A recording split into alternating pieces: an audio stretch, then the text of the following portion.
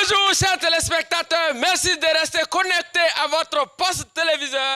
Effectivement, pour une nouvelle dynamique, vous-même vous constatez, les anciens présentateurs de cette émission ont été chassés et moi, ambassadeur Agalawal et de nouveaux chroniqueurs, nous avons pris le pouvoir.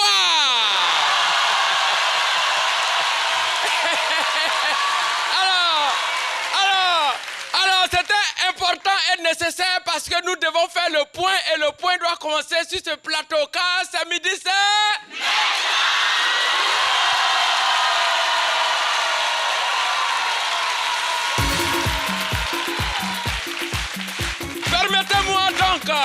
Permettez-moi donc d'introduire les différents chroniqueurs qu'on a dû sélectionner avec beaucoup de rigueur. Nous avons déjà Koloko Philo.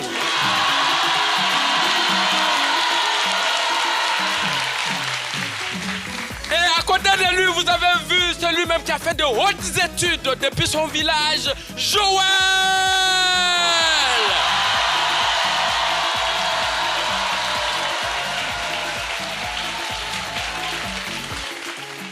Eh bien, mesdames et messieurs, sachez qu'avec cette nouvelle équipe, vous n'allez pas vous ennuyer et vous allez souffrir avec nous toute une semaine parce qu'on est là, on ne bouge pas car on doit faire le point.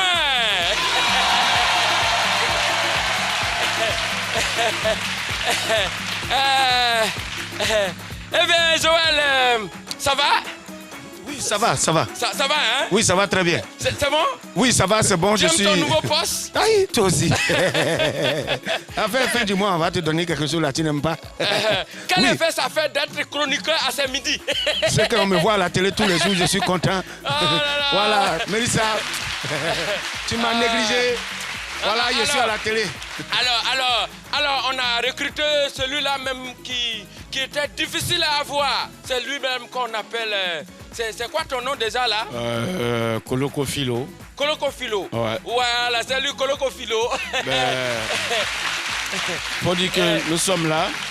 Nous sommes là, on a pris le pouvoir. C'est toi qui fais les trucs de bébé bête là, c'est toi non? On a pris le pouvoir tout simplement parce qu'on doit faire le point le 13 avril. Donc c'est normal. L'ancienne équipe, ce n'est plus la peine. Nous, on est là maintenant. Alors d'accord, merci beaucoup de nous suivre. Vous dites quoi ici? Pardon? J'ai pas besoin de chaise. Attends.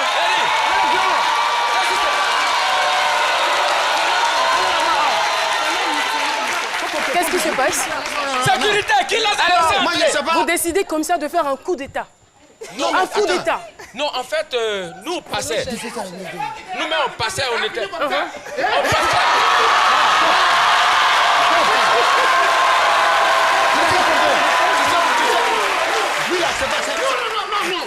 On les a chassés, viens nous chasser. Non, tu sais même pas pourquoi tu te bats. Tu sais même pas pourquoi tu te bats. Non. Mais tu sais pourquoi tu te bats. On va faire le palabre là ici. On va pas lâcher. Tu te bats, tu sais pourquoi tu te bats. Alors, quelqu'un en danger, il faut le défendre d'abord avant de demander une nouvelle. Calmez-vous. alors le public va trancher. Le public va trancher. Voici deux équipes qui se battent. Enfin, je peux même pas dire qu'ils se battent parce que nous on se bat pas, c'est notre place. On va vous frapper même. Si vous se bat. C'est notre place. Vous les voulez ici ou bien vous les voulez au Palais de la Culture? Ils vont au Palais de la Culture. Donc vous allez les retrouver là-bas le 13 pour faire le point. Et nous, on reste à notre place. Alors, c'est fini. J'en ai fini. Donc, Yério, regarde. Donc, si vous voulez qu'on aille au Palais de la Culture, entrer c'est 5 000, 10 000, le 13. C'est ça? C'est ça, le 13 La sortie est gratuite. Oui, voilà, c'est ça. C'est le 13 avril. C'est le 13 avril que... au Palais de la Culture. À partir de 17h, le spectacle de l'ambassadeur Agalawal. On fera le point. C'est ça. Parce qu'il y a trop de choses. Mais vous comprenez avec moi qu'il a un bon présentateur, non? Oh ouais. Il a fait une très belle introduction. Merci Agalawal. Merci Joël. Faut donner sa place maintenant. Faut donner son tabouret. Donne son tabouret. Merci. Ok, allez-y.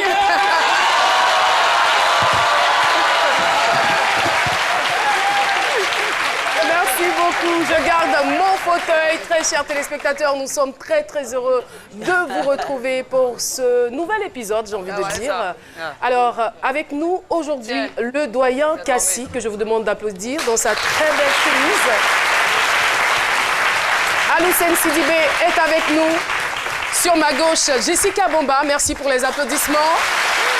Et nous terminons avec Dr Philo. Merci, alors Philo, merci, ça va? Merci beaucoup, ouais, ça va. Non mais attends, c'est bon. On va passer aux choses sérieuses. C'était des plaisantins qui sont arrivés. Tout à l'heure, ils parlaient de nous, on ne fait plus parlable. Maintenant, là, nous, on reste à distance, puis on lance sort. Maintenant, on a évolué. Voilà. Et donc, ça va, et voilà. Parfois, dans la vie, il faut marquer une pause, prendre ses responsabilités. Et en fonction de chaque thème, au quotidien, il faut aussi prendre ses dispositions. Aujourd'hui, je suis venu à tout ce qui est accessoire protectionnel, parce qu'on ne sait jamais, le thème en dit quelque chose. Et là, je reviens tout droit du village. Commencez à lancer ce thème-là, je m'apprête. Avant de donner le thème, nous voulons recommander cette émission au Seigneur. Nous voulons recommander le public, les téléspectateurs, les chroniqueurs, toute l'équipe technique au Seigneur. J'ai été initiée à la sorcellerie par mon père. C'est donc le thème retenu pour ce numéro. Notre invité se nomme Kwasi Adjo Yvonne. Voici son portrait. Notre invitée du jour se nomme Kwasi Adjo Yvonne, célibataire sans enfant. Elle est aujourd'hui âgée de 42 ans. Issue d'une famille nombreuse de 10 enfants, Yvonne est originaire de Gorebo, dans la région de Béoumi. Elle est confiée à sa grande sœur, qui vit à Abidjan à l'âge de 5 ans, après le décès de son père et de sa mère. Mais avant ce tragique épisode de sa vie, elle avait déjà commencé à consommer de l'héritage que son père lui a légué. Pratique mystique ou sorcellerie, quel héritage? Pour en savoir davantage, recevons-la sur le plateau de C'est Midi avec Caroline. Kwasi Adjo Yvonne est donc notre invitée témoin. Elle fait son entrée sur le plateau de C'est Midi. Merci de l'encourager. Et voilà, c'est une vie qui a été marquée par la sorcellerie. C'est un témoignage exceptionnel que nous allons entendre aujourd'hui. Kwasi, bonjour. Oui. Ou vous préférez Yvonne? Bienvenue sur le plateau de C'est Midi. Ça va, vous vous sentez bien dans votre peau? Oui. Très bien. On n'a même pas entendu votre voix. Est-ce que vous pouvez dire bonjour au public? Bonjour, mes soeurs et frères. Voilà. Mais pourquoi vous ne répondez pas bien? Je suis là. Pourquoi vous ne répondez pas bien? Non, on reprend. Elle n'a même pas dit bonjour cher public, bonjour mes frères et sœurs. Est-ce que vous voyez la marque d'attention? Alors répondez.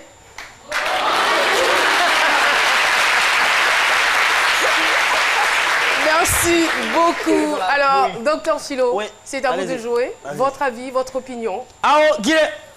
Allons-y.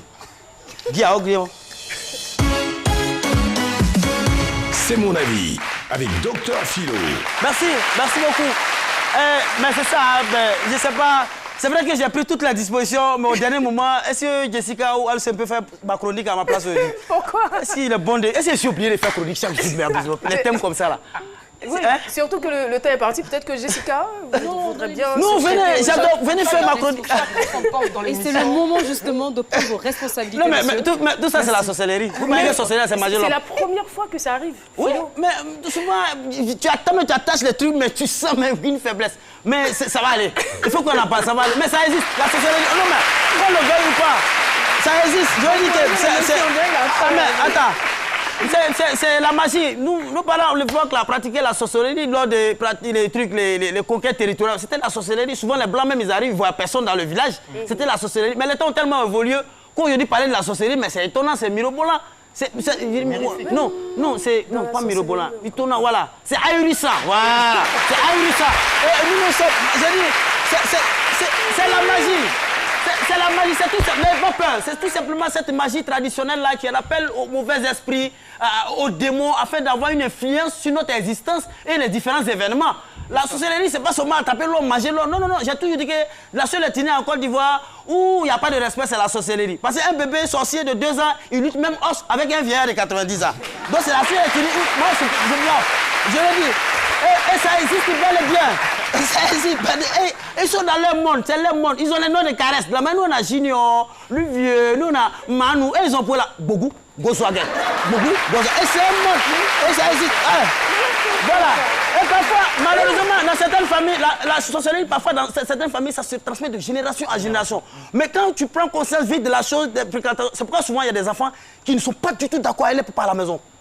Souvent, le gars veut l'initier, mais il ne veut pas. Donc souvent, le jeune, il n'a rien fait. Toi, tu es là dans la maison, il dit, papa, j'ai fait quoi? Tu sais ce que tu fais? Il veut l'initier, l'enfant. Tu vas m'attendre ici. Tu vas m'attendre. Donc chacun, le débat est partagé, chacun peut penser ce qu'il veut de la société. Mais ce que je peux dire, c'est que ça existe quand on voit dans les villages, certains secrets qui se déplacent sur la cogner maison, quand on voit le gopro qu'on met dans le jeu de certains vieillards, qui allait griller ma âme, je termine par ces mots pour entrer, lui à griller ma ou après. Voilà. Le vocabulaire est en train de changer. Merci beaucoup, docteur Philo. Voilà, nous allons à présent solliciter Paterna Simian pour le micro-trottoir. Le micro-trottoir avec Chris Paterna Simian. Je salue tout le plateau de ce midi ainsi que les téléspectateurs. Caroline, je me trouve au marché Guéconan, c'est dans la commune de Koumassi à Bigan. La question de ce micro-trottoir est la suivante. Croyez-vous en la sorcellerie? Je vous propose quelques réactions dans cet élément. Moi, dans ma famille, il y a des sorciers. Il y a des sorciers, mais tu sais, les sorciers ne se présentent pas. Ils ne peuvent pas venir dire oui, je suis sorcier. Mais quand tu arrives au village, c'est là que tu vois que réellement il y a des sorciers. Voilà, tu sais, pour savoir quelque chose, c'est toi-même. Facilement, tu peux savoir que lui là, il n'est pas clair ou lui là, il n'est pas clair, il n'y a pas de problème. Il y a une de mes camarades, elle était victime d'une sorcellerie. Parce qu'une fois, elle travaille dans un magasin. Donc une fois, on était assis, un coup on voit plus sa chaussure. Donc du coup, c'est quelqu'un qui a pris pour aller faire sorcellerie. Elle a rêvé, la personne la poursuivait dans le rêve là. Donc quand tu rêves que quelqu'un te poursuit, ça c'est la sorcellerie, la personne va te tuer. Donc elle est dans le rêve là, elle a pris caillou pour lapider cette personne. La sorcellerie peut être la jalousie et autres. Donc c'est dans ce sens-là que moi je pense que la sorcellerie existe. Sinon, la sorcellerie peut exister sous une autre forme, mais ça laisse encore à être vu. Parce que quand tu n'as pas encore vu, tu ne peux pas croire en ça. Je sais qu'il y a des sorciers, je sais qu'ils font la sorcellerie, je sais que dans mon enfance on les attrapait chaque vendredi. Pour l'Afrique c'est un peu négatif. Et c'est quitte à toujours tuer son frère, toujours faire du mal à son frère, toujours mettre l'autre en retard, c'est négatif à tous les coups. Quoi. Dans les villages, on voit des morts, des cadavres qu'on met sur la tête qui sont désignés des sorciers. Étant chrétienne, je crois à la sorcellerie. Oui, je crois à la sorcellerie. La sorcellerie, c'est ce que nous vivons la vie de la sorcellerie aujourd'hui. Parce que puisque tes amis sont à la maison, tu manges quelque chose, même ça ne les plaît pas, et tu sa camarade ou son ami, c'est la sorcellerie. Tu es à la maison, ton voisin, il est dans ta maison. Ce qui n'est pas pour lui, c'est sorcellerie. Tu vas au travail, tu es bien habillé, on te critique sur la route, c'est sorcellerie. Tu vois les vieilles personnes qui te voient, qui ne connaissent pas ton activité, mais c'est eux qui te jugent, c'est la sorcellerie. Donc aujourd'hui, on a besoin des choses, de la mentalité, de croire qu'il y a un seul Dieu. Si tu crois en lui là, tu ne peux pas souffrir si c'est tes... Voilà. Voici ce qui arrive lorsqu'on interroge un zigueï dans la rue. Merci beaucoup. Il a donné sa définition de la sorcellerie et ce qu'il en pense. Alors, moi, je souhaiterais savoir si le doyen qui est avec nous croit en la sorcellerie.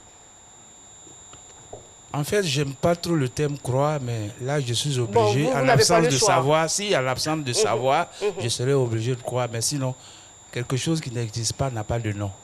Si le mot sorcellerie existe, ça doit bel et bien correspondre à quelque chose, bien que je ne le sache pas. Mais la question, voilà, mais essayez de répondre oui, de façon simple. J'y crois, vous y croyez. J'y crois, mais je ne sais pas. Existe. Croire et savoir, il y a une différence. Malheureusement, comme je ne sais pas, alors je me contente de croire. Parce que tout le monde en parle. Ok, ça marche. Je pense que je vais m'adresser à présent à notre invité témoin du jour, Kwasi Adjo Yvonne. Encore une fois, bienvenue sur notre plateau. Merci. On est ensemble, non? Oui. D'accord. Vous n'êtes pas ailleurs? Non. Il y a longtemps que ça ne vous arrive plus. Non. Alors, c'est à l'âge de 5 ans que vous avez été initié à la sorcellerie par votre père. C'est bien cela? Oui. On est pressé de connaître cette histoire. Depuis 5 ans, ben, si elle te dit 2 ans, je n'ai rien vu. Dans ces 5 ans, mes yeux étaient bien pour voir mon papa, ma maman. À 5 ans, mon papa m'envoyait où ils adoraient les fétiches.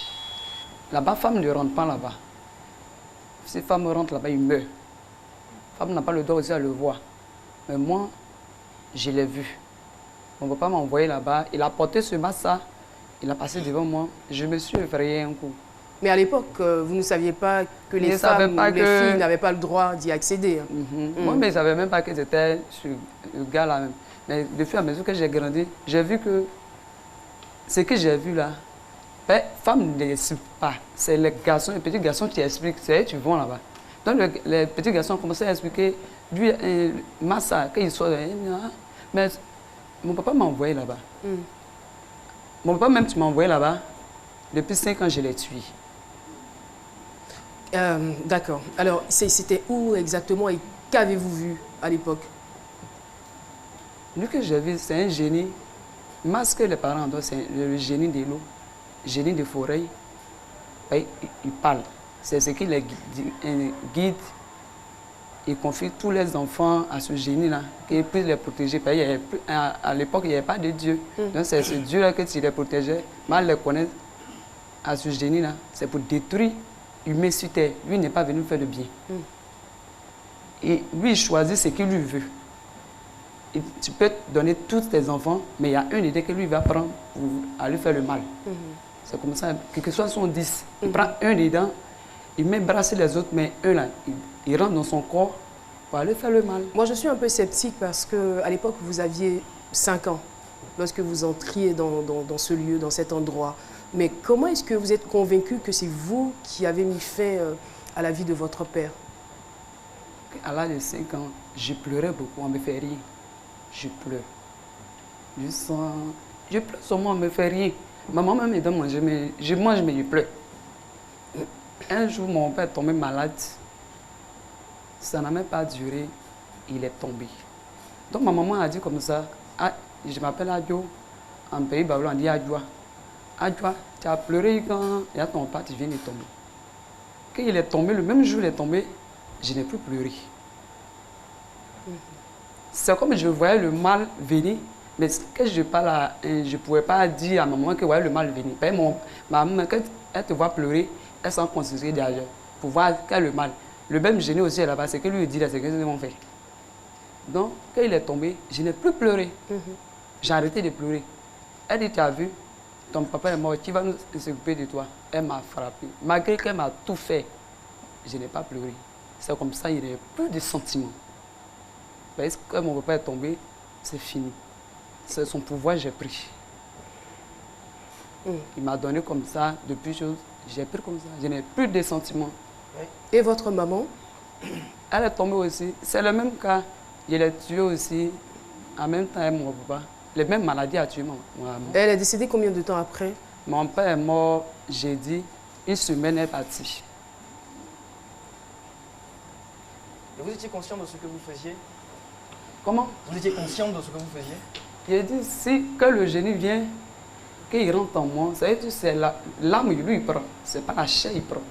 Qu'il rentre dans toi, tu n'as plus de sentiments. Tu ne calcules plus ce que tu fais. Tu ne peux même pas avoir sentiment pour ta soeur, même si elle est devant toi. C'est que tu regardes le mal seulement. Après, vous aviez des moments de présence. Ça veut dire quoi? Lorsque vous étiez habité par le génie, par l'esprit, vous faisiez que du mal autour de vous. Vous avez mis fin à la vie de votre père, ensuite à celle de votre maman. Mais lorsque vous reveniez à vous, est-ce que vous sentiez ce sentiment de tristesse, de vide? Je n'ai même pas de tristesse. Quand elle vient au moi, je n'ai pas de tristesse. Parce que j'étais au village, tout ce que je faisais, ça me galait, ça me concerne plus. Le vieux n'est pas là, la vieille n'est pas là. Donc tout ce que je faisais, ce n'était pas mon regret. Et qu'est devenue votre vie après leur départ? Quand ils sont morts, ma grande soeur allait me chercher. Il n'y avait plus personne. Elle allait me chercher au village pour que je puisse venir à Abidjan, que je puisse rester près d'elle. À Abidjan aussi, je faisais le mal. Elle-même, on peut naître 10 enfants, le même ventre, mais chacun a son étoile. Donc, elle m'a envoyé que je puisse venir surveiller ses enfants. C'est comme ça que je surveillais ses enfants. Vous n'alliez pas à l'école? Non, je ne suis pas allé à l'école. Je ne suis pas allé à l'école. C'est comme ça, moi aussi, j'ai commencé à faire le mal. Et dans la nuit, je sors de mon corps.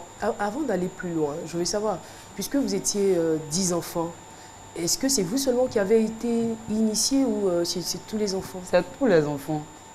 Il a dit, je mets mes enfants de génération en génération. Si je fais un enfant comme mon enfant, si ce n'est pas Dieu, mon enfant, tu viens, je serai initié. Votre mère était-elle informée, à votre avis?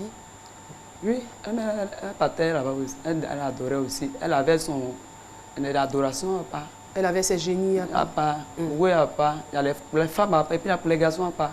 C'est comme ça. Une question, s'il vous plaît. Oui. On dit que les sorciers mangent la nuit. Qu'est-ce que vous en pensez? C'est ça.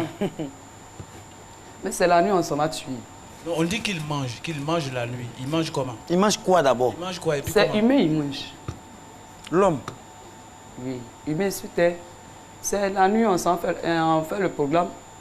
C'est la nuit, on s'en va tuer la personne. Ou bien on peut rentrer dans le corps de la personne pour aller tuer quelqu'un facilement. Et puis on mange la personne. C'est quelle est la partie de la personne que vous mangez en fait? Tout ce qui est là, c'est mangeable. Sauf chacun choisit sa partie où il mange. Et les personnes que vous choisissiez, c'était des personnes que vous connaissiez ou bien peu importe la personne? La personne qu'on ne connaît pas, on prend. Ce n'est pas forcément ta famille. Mais alors, moi, enfin, selon ce que les gens racontent, c'est qu'on ne peut pas, c'est-à-dire que vous ne pouvez pas tuer une personne que vous ne connaissez pas. C'est sans complicité avec un membre de la famille. Est-ce que c'est vrai ou on n'a pas besoin? Sorcellerie, il n'y a pas à faire des membres de ta famille. Ta famille ne perd pas dedans.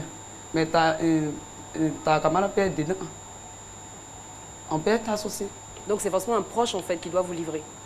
Proche. Tes parents adorés comme moi, c'est le même génie là. Donc lui, on a encore le même génie.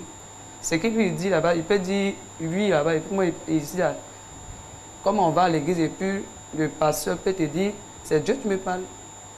C'est pas Dieu qui te parle. Il peut être encore plus le pasteur pour que.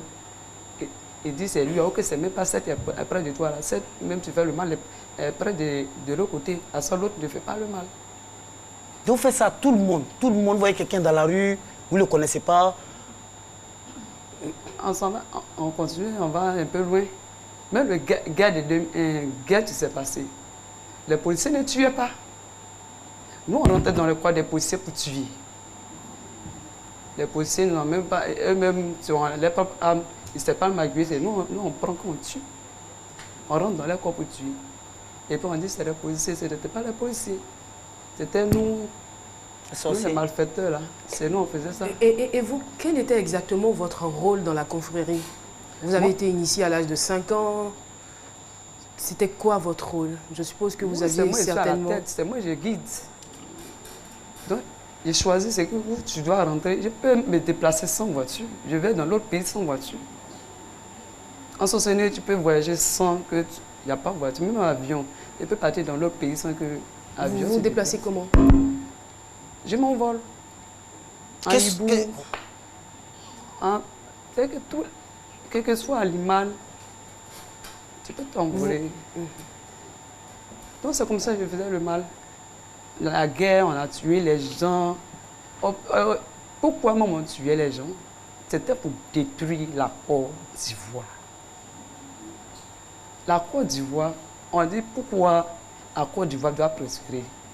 Pourquoi le monsieur est venu et puis doit gouverner la Côte d'Ivoire pour que doit prospérer. Nous, on veut détruire, on veut prendre ça pour que nous, on puisse gouverner.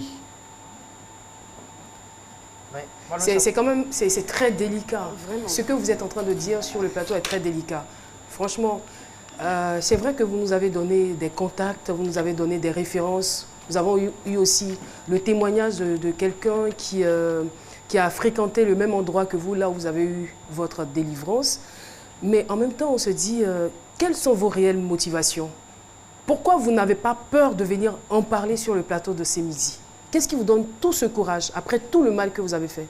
Avec tout le mal, pour ne pas que mes soeurs qui sont dans la sorcellerie arrêtent le mal, parce que le mal n'est pas bon. Pour ne pas qu'elles restent dedans? Ben, actuellement, mes soeurs, tu n'arrives pas à dire pas de vérité, attendre de mourir. Quand tu ne dis pas ta part de vérité, tu vas partir. Parce que ceux qu'on tue, ce n'est pas leur heure. Ils réclament, viens partir. Mon heure n'est pas encore arrivée, tu es venu me tuer, viens partir. Mais ce que je veux savoir, c'est que vous, ça a été votre vie. Vous avez été initié pratiquement bébé, à 5 ans, peut-être même avant. Ça avait certainement commencé bien avant. Donc, ça a été toute votre vie. Alors, qu'est-ce qui vous a poussé alors à vouloir changer de position, à ne plus faire le mal? Ben, j'ai vu que l'amour que... Ben, je n'ai pas l'amour, effectivement. C'est ce que j'ai dit. Quand le temps, vous n'étiez pas heureuse? Je n'ai pas de sentiments. Parmi mes camarades, ils étaient tout le temps à l'écart. Ben, quand tu as ce mal-là, tu es envieuse, jalousie va te tuer. C'est que ta camarade a porté, tu vas vouloir porter aussi, que ta main n'arrive pas là-bas. Tu vas vouloir la faire du mal. C'est ça le mal là même. C'est que toi-même tu n'en as pas, il ne faut pas dire que tu vas payer aussi. Donc vous étiez juste capable de tuer quelqu'un parce qu'il possède quelque chose que vous n'avez pas? Tout ce qu'il possède, il faut que moi je gagne. Mais justement, quand vous... Qu'est-ce que vous avez gagné? Et puis, vous n'avez pas... Vous vous sentez comment? En fait, moi, ce que je veux dire, c'est que vous dites que vous êtes là pour sensibiliser vos sœurs et vos frères qui sont dedans. Mais en même temps, vous dites que quand vous étiez dedans, vous n'aviez pas de sentiments. Donc, comment est-ce que vous pensez qu'en venant dire ça, ça puisse faire changer les autres? Puisque j'imagine qu'eux non plus n'ont pas de sentiments. Mais pourquoi je dis ça? Il veut que je rentre en profondeur, que s'ils passent au-dessus, s'ils vont à l'église, ils ne vont pas faire sortir ce qui les fatigue. Il faut que tu fasses sortir ce qui te fatigue avant que l'homme de Dieu, tu es le vrai. Ben, il y a le faux et puis il y a le vrai. Lui, tu vas aller te délivrer. Lui, mais n'a pas fait attention. Lui, mais il tombe. Tu le prends. Est-ce que justement, est-ce qu'il y a eu des hommes de Dieu qui ont peut-être essayé de vous délivrer, qui sont tombés, enfin que vous avez pris? En tout cas, moi, c'est qu'il y a eu la chance. Les hommes de Dieu que moi, je n'ai pas fréquenté beaucoup, c'est un sommet à fréquenter, mais lui, lui-même ne me connaissait même pas. Lui, il s'est dit que je parlais, que la voix me parle, il s'est dit que c'est Dieu qui m'utilise. Bon, moi, une question encore. Est-ce qu'on peut rendre service avec la sorcellerie? Lorsque vous dédoublez, là, vous êtes sous l'autre forme, là. Est-ce que avec cette forme-là, non. Par exemple, par rapport aux études, par exemple, un étudiant, par exemple, qui est sorcier, est-ce qu'il ne peut pas, une fois dédoublé, aller chercher, par exemple, les épreuves d'un truc comme ça dans le tiroir, les professeurs? Il ne peut pas rendre service à son ami. Jamais. Mais s'il veut rendre service, c'est comme si c'est le temps de donner le mal à son prochain. Le papier qu'il va faire, toi, tu attends de voir le papier comme ça, mais de l'autre côté, c'est humain, il attend de te donner. Il attend de te donner, vient humain, et puis la nuit, il vient te réclamer. Il ne peut pas, c'est impossible.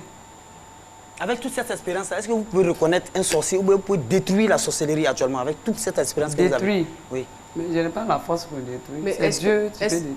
Si vous ne pouvez pas détruire, est-ce que vous pouvez reconnaître aujourd'hui un sorcier? Non, c'est fini ça. Je ne peux pas.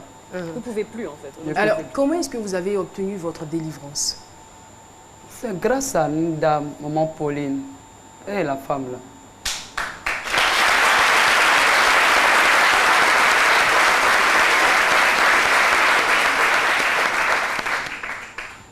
Cette dame-là, il n'y a pas son deux. Quel que soit ton sorcier, son dernier cri, tu ne peux pas. C'est elle qui est venue vers vous ou c'est vous qui êtes allé vers elle? Elle, tellement que moi-même je suis sorcier, je peux dire qu'elle-même, ce n'est pas humain cité. D'accord. Voilà, on est dans le domaine. Oui, elle-même n'est pas humain cité. C'est Jésus même en personne. Moi-même, je suis allé regarder et dit tellement que je suis tellement sorcier, mon dernier cri. Je veux tuer elle-même. Vous étiez allé la tenter, c'est bien cela? Oui. La suite de cette histoire après la pub. C'est midi, c'est ça.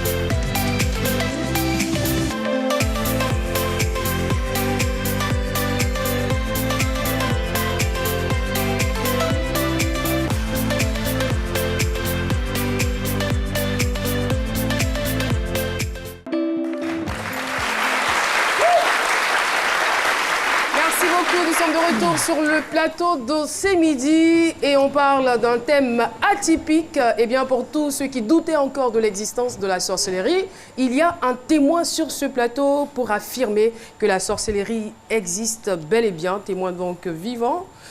Des scènes de sorcellerie et qui en est aujourd'hui délivré. Juste avant la pub, on parlait de votre délivrance. Vous nous avez raconté que vous avez rencontré une dame du nom de Pauline, voilà, donc, qui vous a aidé à sortir de cette situation. C'est bien cela? Oui.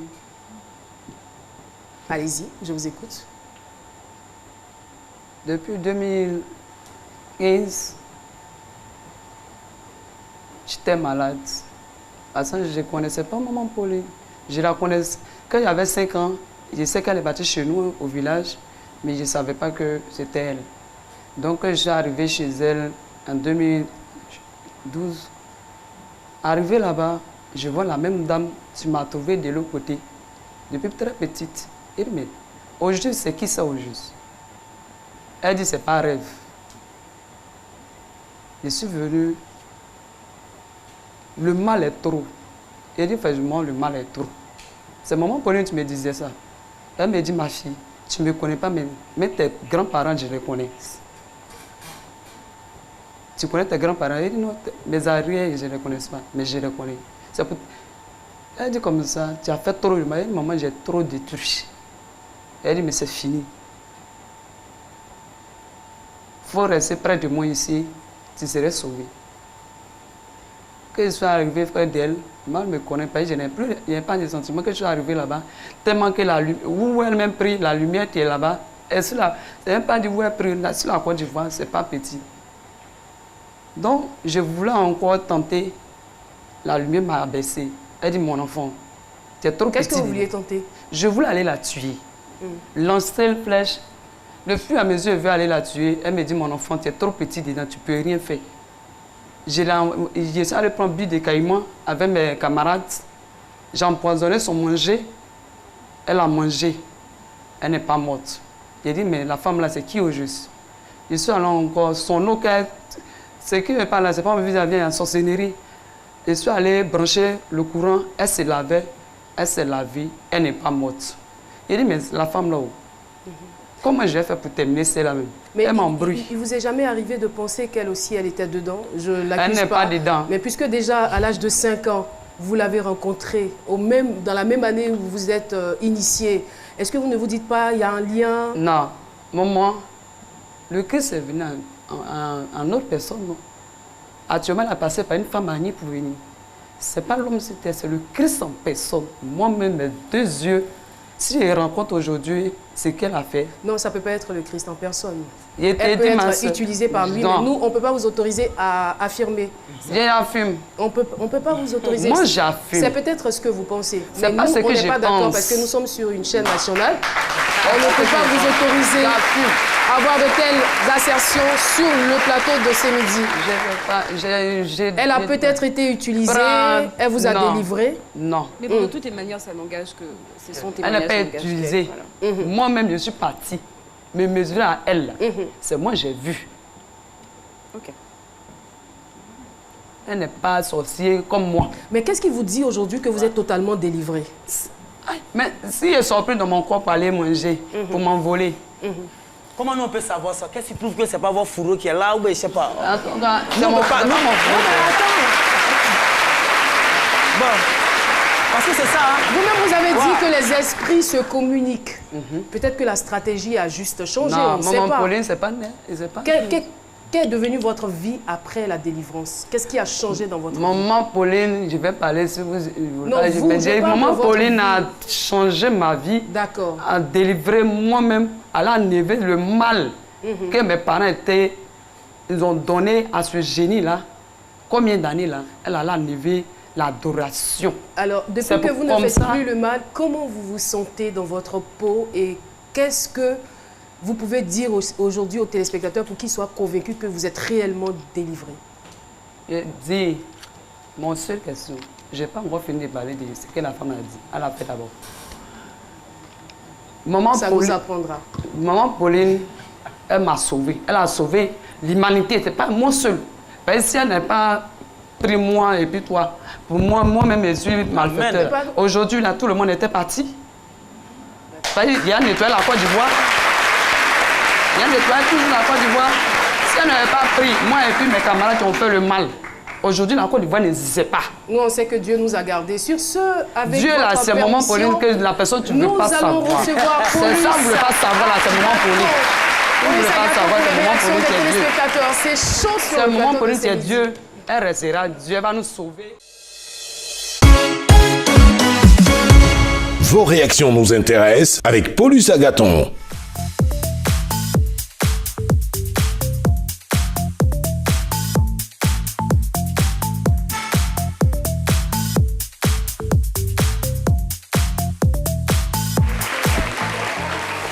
Alors, ce que vous allez faire, c'est vraiment les réactions des téléspectateurs, pas de questions. Ben, en fait, là, je questions. Je sais plus comment faire Pas parce de que j'avais questions. une tonne de questions. Oui, pas de d'accord. questions. D'accord, mais il faut dire que l'émission a eu quand même un impact assez particulier sur Internet, notamment la publication, avec un peu plus de 8000 personnes qui ont vu la publication et 400 interactions, notamment de nombreuses questions. Et voilà, donc je vais inviter les gens, nos téléspectateurs. Une ou deux questions, on ne sait jamais. En fait, c'était quoi vraiment voilà. la préoccupation? Alors, on a Nguy Sanfong Dylan qui dit mine de rien, tout ça, ça doit être un secret. Du coup, moi, je me demande, est-ce que le fait qu'elle vienne raconter ça sur le plateau, ça ne la met pas en danger? Voilà, juste après, on a Ange Salif du Bonheur. Il dit, lui, il avait voulu savoir ce qui pousse réellement un sorcier à faire du mal. En tout terme, est-ce qu'il y a un avantage à être sorcier? Voilà.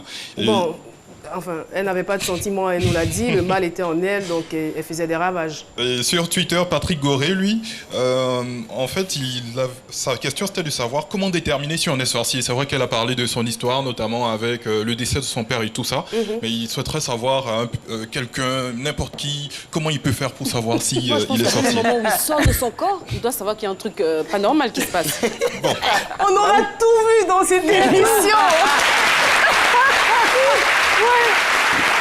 On aura tout vu à ce midi. Ça fait 5 ans que nous sommes là et c'est la première fois qu'un invité quitte le plateau de la sorte. Elle est énervée tout simplement parce qu'elle voulait passer tout son temps à parler de Maman Pauline. Maman Pauline, on vous remercie pour ce que vous avez fait pour la dame, mais nous, on essayait de comprendre. Alors, je veux vous rassurer que nous ne sommes pas allés chercher cette invitée. Elle est venue vers nous parce qu'elle se disait qu'elle avait le devoir de rendre ce témoignage pour que d'autres personnes soient délivrées. Mais là, vous avez remarqué que ça ne s'est pas bien passé.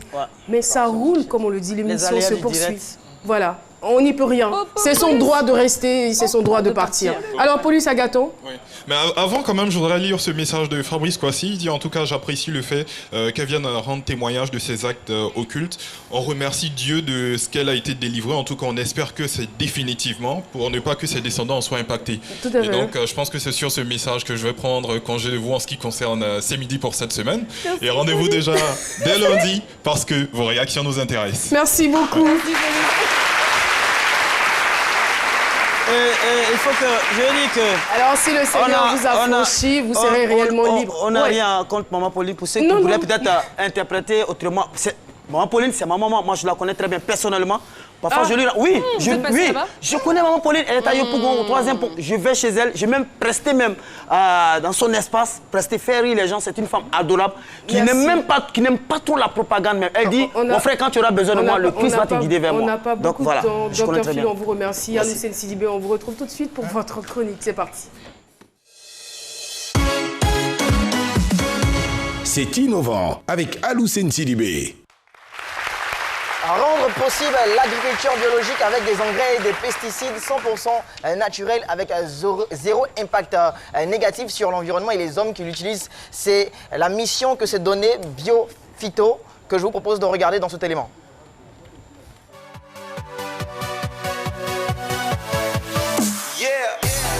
Nous venons du Bénin, nous sommes dans la production des intrants biologiques faits à base des ressources locales. Les ressources locales sont collectées par des milliers de femmes à ce jour. À cette date, nous avons plus de 1000 femmes qui nous collectent la matière première, ce qui constitue un plus-value pour eux. Nos produits que nous avons actuellement permettent l'agriculture biologique. Nous avons 3 gammes de produits, l'engrais, le biopesticide et l'huile de Nîmes. L'engrais est un nématicide, un fertilisant. qui rend possible l'agriculture, qui permet au sol d'être plus actif et qui permet d'avoir de très bons rendements. Le top bio qui est une institut biologique qui lutte efficacement et qui permet, disons, qui respecte la santé humaine et l'environnement, qui est sans effet secondaire sur la santé humaine. Tous nos produits sont des produits certifiés. L'huile de Nîmes qui est utilisée dans la pharmacologie, la cosmétologie et la santé humaine. Et comparativement aussi au coût, c'est moins cher pour vulgariser ces produits. C'est pour cela que nous sommes venus ici en Côte d'Ivoire. Nous faisons l'effort de communiquer de bouche à oreille. Et les produits, ce sont les produits elles-mêmes qui parlent d'elles-mêmes, pas à travers leur efficacité. Donc ce sont les producteurs, quand ils consomment, ils en parlent aux autres producteurs et de bouche à oreille, on y va. Okay. Alors, on va remercier M. Rodolphe et on va saluer toute la population du Bénin. On vous adore depuis la Côte d'Ivoire. Inventez, innovez, créez, réinventez votre quotidien. Merci beaucoup Aloucène Sidibé sur ce. Retrouvons Jessica Bomba pour sa chronique.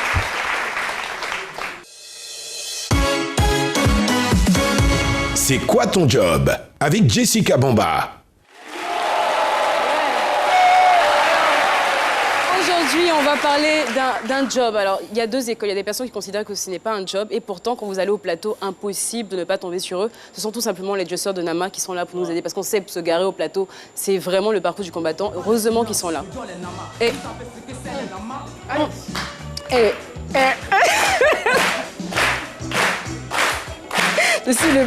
Non, franchement, vous êtes jeunes, hein, vous connaissez pas ce son? Vous connaissez pas ce son? Oh non! Josseur de Nama. Voilà, le métier de Josseur de Nama, c'est maintenant. C'est parti, on regarde. À Abidjan, au cœur de la capitale, vous trouverez la commune du Plateau, un concentré d'administration, de services publics, de commerce, mais surtout un nombre incalculable de véhicules. Alors trouver une place de parking s'avère être une épreuve plus que difficile. Mais heureusement qu'ils sont là pour nous guider. En Côte d'Ivoire, on les appelle les Josseurs de Nama. Allez vite, plus rapide, vas-y. Donnez le départ là. Faut pas trop coincer, il va sortir. Donc, bon, ça va. Je me nomme Koulibaly Mamadou. Josseur de Nama au Plateau. Depuis 1995, je suis là. Sur le terrain, on m'appelle Rougeau. Et le rôle du Josseur de Nama, vraiment, c'est de veiller sur les véhicules des parents, ne pas avoir de danger.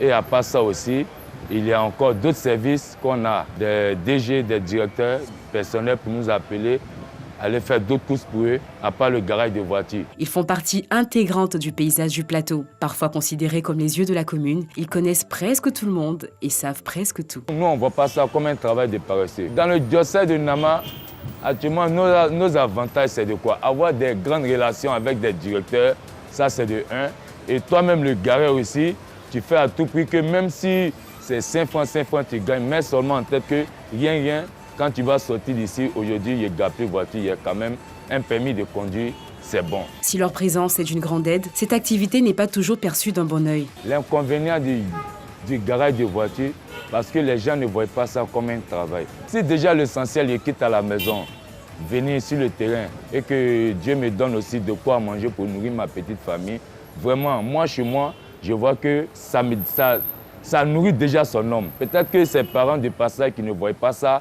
un bon boulot. Mais simplement aussi de nos côtés parce que nous ne sommes pas organisés. Avec l'organisation, ça pourrait aller encore de l'avant encore. Et pourtant, grâce à ce job, Rougeau arrive à gagner son pain quotidien. Si Dieu même m'a bien donné, dans moi-même ma sueur, rien, mon 7 000, mon 8 000, mon 5 000, c'est bon. À propos des Josseurs de Nama, il y a une seule chose qui me plaît là-dessus. Des fois, quand nous avons des problèmes de stationnement, ils nous aident à le faire. Mais ce que je vous demanderai aussi aux autorités ivoiriennes, c'est de chercher à organiser, parce qu'il y a souvent des agressions, mais ces gens-là ne sont pas tous des agresseurs. D'autres sont venus juste pour chercher les petits pains et puis partir. Malgré ses avis, Rougeau considère son job comme étant une bonne alternative face au chômage et à la délinquance. Au niveau des garages de voitures, ceux qui disent que non, les garages de voitures sont des voleurs, sont des trucs. Bon, tantôt ils ont un peu raison, mais ils n'ont pas raison totalement. Parce qu'il y a les uns et les autres. Bon, nous-mêmes, de nos côtés, même, on ne les aime pas. Quand ils viennent près de nous, on essaie de les écarter un peu. Parce que dans le garage de voiture, la paix, la tolérance et le respect, tout ce que nous, on n'aime pas, on sait que du jour au lendemain, il y a un bonheur pour nous. Je m'appelle Koulibaly Mamadou, alias Rougeau, Josseur de Nama, et je suis fier de l'être. Voilà, Merci beaucoup, Jessica Bamba. Et je voudrais saluer le groupe Onyx Excellence Côte d'Ivoire avec nous dans ce studio. Nous saluons également l'établissement Henri Poincaré, Abidjan 2 Plateau Vallon. Et très représentatif sur ce plateau, la Ligue ivoirienne des secrétaires. Merci de votre présence, vous êtes magnifiques. J'imagine aujourd'hui que ceux qui vont aller dans les bureaux pour rencontrer le DG, là, c'est pas évident parce que vous êtes ici. Alors, c'est la transition est toute trouvée donc pour introduire Madame Assalé Catherine, qui est la présidente nationale de la Ligue ivoirienne des secrétaires de Côte d'Ivoire. On est très heureux de vous recevoir sur le plateau de ce midi. Alors, vous allez bientôt célébrer vos 40 années d'existence, donc 40 années de la LIS. Alors, déjà, il est important de savoir le rôle de cette association, de cette ligue. Ok, merci Caroline. Je vous en prie. Je pense que la Ligue ivoirienne des secrétaires, depuis le 29 mai 1979, nous existons par l'entremise de nos dévancières, Alexis Gogua et 5 autres de ses collègues. Et depuis cette année jusqu'à maintenant, nous avons fait de notre credo la formation. La formation. Et donc, nous pouvons dire qu'au niveau de la liste, nous avons formé beaucoup de personnes, beaucoup de secrétaires d'entreprise. Et ce qui fait qu'aujourd'hui, la secrétaire a beaucoup évolué. Voilà, c'est très important. Alors, pour cette célébration, ce qui va donc marquer ces 40 ans d'existence, qu'est-ce que vous avez prévu? Alors, avant de parler des 40 ans de la Ligue ivoirienne des secrétaires, je suis ce matin sur ce plateau pour parler de la journée internationale de la secrétaire. D'accord. Et cette journée, c'est une journée qui se déroule partout dans le monde entier. Et au niveau de la Côte d'Ivoire, depuis 1994, nous fêtons la journée internationale de la secrétaire. Et c'est à ce titre d'abord que je suis là pour lancer un appel à toutes les secrétaires de Côte d'Ivoire pour leur demander que le 13 avril, nous avons la journée sportive à l'INJS. Et donc, nous invitons toutes les secrétaires de Côte d'Ivoire, nous invitons toutes les associations féminines, nous invitons toute la population de Côte d'Ivoire qui a envie vraiment de faire un peu de sport, qui nous rejoignent, voilà, qui nous rejoignent le 13 avril à 6h30 à l'INJS. 13 avril à 6h30 à l'INJS. Et aussi, vous aurez votre salon, le salon des secrétaires. Voilà. La date, juste, et puis on s'en va. Après cette journée internationale de la secrétaire, la liste organise le salon international Innove Assistant qui va se dérouler du 2 au 4 mai 2019 au Palais de la Culture. Merci infiniment, Madame Assalé Catherine, d'être passée sur le plateau de ce midi. Merci à tout notre public, merci à vous, très chers téléspectateurs. On a eu un énorme plaisir à vous présenter ce numéro de ce midi. Merci de votre fidélité, très chers téléspectateurs. On se donne rendez-vous demain à partir de 12h. Vous serez en compagnie de Jessica Bamba pour la finale. Merci. Et à 13h, le JT avec Juliette Moya. Bye bye. Ça va, ça a été... Si, on a eu...